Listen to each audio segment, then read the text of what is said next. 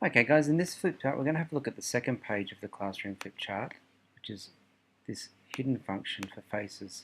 So this is a great page where the students can come in and interact with the interactive whiteboard right from the beginning of the day. Hopefully you'll get to a point where you don't need to instruct them or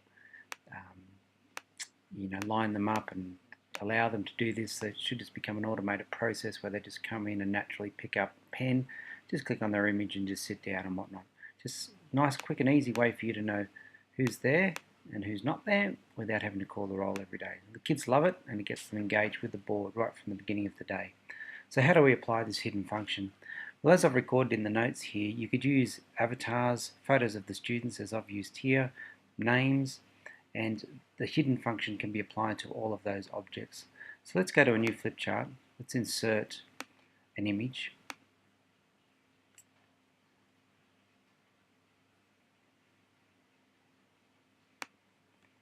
So here's a photo of myself, and then if we want that to be hidden when the students come in, what we need to do is go into the design mode here so that it's red.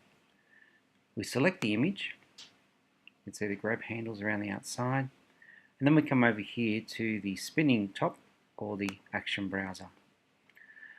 Now within the action browser there are lots of actions that can be applied to any object on the page, and the one that we're looking for is hidden. So these are in alphabetical order. So if we just scroll down to the word hidden, okay, there we are there. Now what we need to do is apply the action to a particular target. Now if I select this little button here, you can see that I've only got the one image there. But if you have a whole class page full of images, you'll need to choose the image. So this is my target, so that's okay, which means that when I click on the image, the hidden function will be applied to that picture. And then most importantly, which I sometimes forget, is to apply the changes down here. Let's go into the classroom flip chart and let's just show you what it looks like when you've got a lot of images. So let's say you can see that I've got some red boxes around these ones here, and that's because they've already got the action applied. Now if I want to undo the action, I could select that image and remove the existing action, and that's now freed up. Let's say I want to apply the hidden function to this image here. So I select the image, I select the function of hidden. Now notice here when I go into target, there are lots of images here. So it's going to be a matter of me scrolling through until I find the correct image. Now one way to make this easier is if you name your images when you put them in, but that's quite time consuming. So it didn't take too long for me to find it just by scrolling down. So and I select that image, I'm applying the hidden function to that image, and then I apply the changes. The reason why you can choose other images for a function is simply you might have, for instance, let's go back to the untitled flip chart. Let's go back into presentation mode here.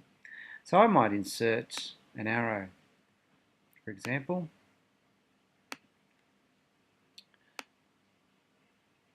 and I might want,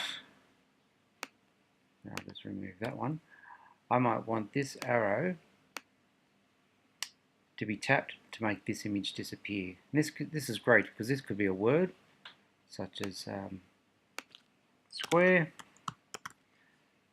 Let's make that text a bit bigger, and if I click on the word square, then the actual square can disappear. So this is good for correct object selection. So I'll pop in a square here to make it all a little bit more relevant. So let's say I want the students to identify this shape. I've got a selection of words here. So I might have circle, I might have rectangle, all of those bigger.